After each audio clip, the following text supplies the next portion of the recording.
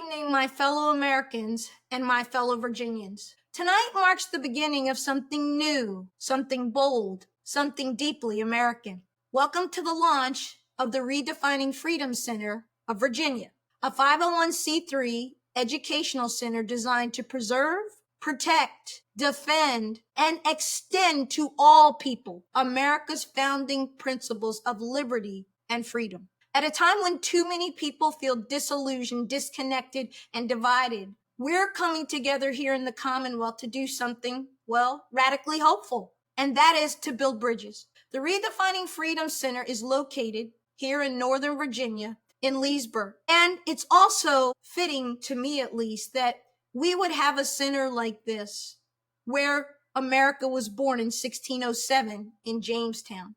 It took the American colonies almost 170 years to declare their independence in July 1776. And when they did, they declared freedom of thought, freedom of mind, freedom of soul.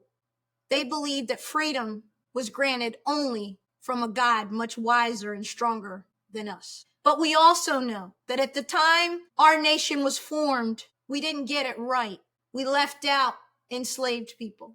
We did not honor the legacy of the people who owned this great country, and those were the indigenous peoples. But what we need to do now is to put the past in its proper context and work on the vestiges of our past that we are still dealing with today in our time. We know that a great nation does not run from her history. She doesn't deny it. She doesn't erase it. She doesn't remove it from history books or from classrooms. A great nation, and we are a great nation, faces her past, and she uses it to learn for a better future. You know, one of the things I love best about our country is that we are always in the process of perfecting our union.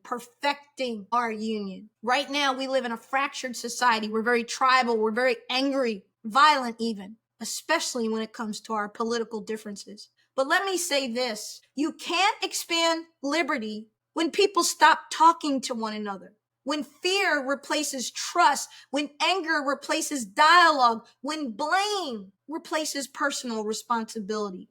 Folks, our founders gave us a blueprint. Imperfect, yes, but powerful nonetheless. They gave us principles to build upon, not burn down. We honor those principles best, not by clinging to the past, but by meeting the demands of our time with the same courage that they showed in their time. At the Redefining Center of Virginia, we believe this. Freedom is not just the right to be left alone. Freedom is also the responsibility to show up for and care for one another. Caring for one another isn't liberal, it isn't woke. It's American. It's who we are. It's what we do. It's how we began. Freedom is the responsibility to defend the rights of others, even when we don't agree, to protect the dignity of those who don't look like us, live like us, or vote like us. That's how we secure liberty for all of us. Tonight, as you look through the website, and we're going to add a lot more bells and whistles, but I'm so proud of the team that put this together. We're reimagining what freedom means in our time.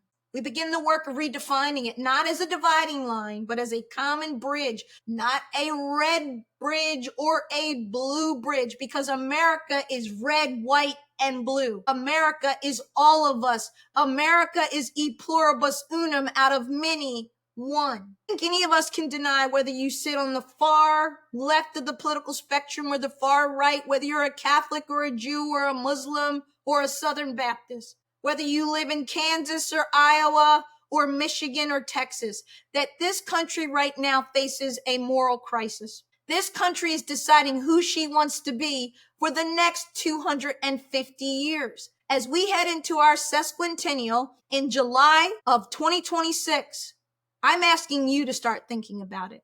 And I'm asking you to think about the world you want your great-grandchildren to have and their children.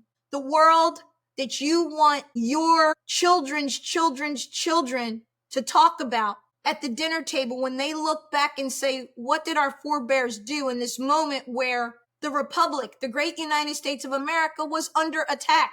And be clear, our freedoms are under attack. That is not a political statement. That is a statement of fact. In the last 100 days or so, we've watched freedoms for women erode, for people of color erode, for immigrants and others who our Constitution makes clear have the same freedoms and rights as anyone else. That's what makes us different. That's what makes us exceptional in all the world. So walk with us, join hands with us, and let's build bridges together.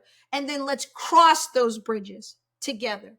This isn't kumbaya. This isn't pie in the sky. This is me understanding among many others who are with me that it's one thing to talk about it. It's one thing to sit on the sidelines and complain about it. It's time to do something about it. And that's why I started this great center, a center for thought, a center for dialogue, a center for engagement around reimagining and redefining freedom to the way that I believe James Madison, when he sat in his room overlooking his vast plantation and he was writing drafts of the Constitution. I've actually had the honor of standing in the room where most of the Constitution was drafted. And the thought that they had at the time when Jefferson wrote those unbelievably powerful words about unalienable rights and life, liberty, and the pursuit of happiness, they knew that they hadn't perfected it. They knew that there was more work to be done. They knew that they should have ended slavery.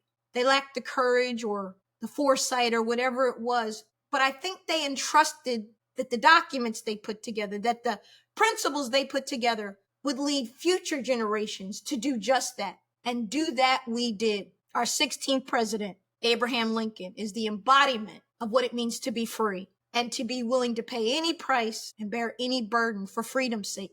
I had the opportunity recently to go to Gettysburg and just walk and walk and walk and sit and listen. It was a very humbling and a very moving experience. And the big takeaway for me as I was walking around and looking at the battle sites and at the grave sites and reading Lincoln's words from the Gettysburg Address that began 77 years ago. We all know that that is the price you pay when you're tribal, when you're divided, when you stop talking, when you start attacking, when you shut down dialogue, and when you consider your fellow man your enemy for whatever reason.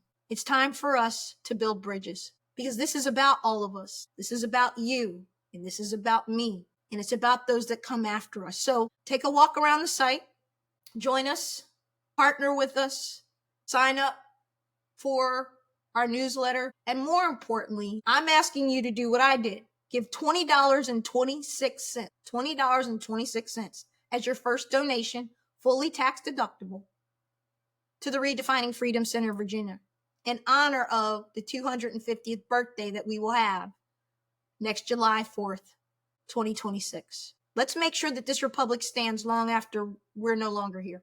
Let's make sure that America is the beacon of light, hope, and freedom that she has always been, and that she'll go stronger and better and wiser for future generations to come.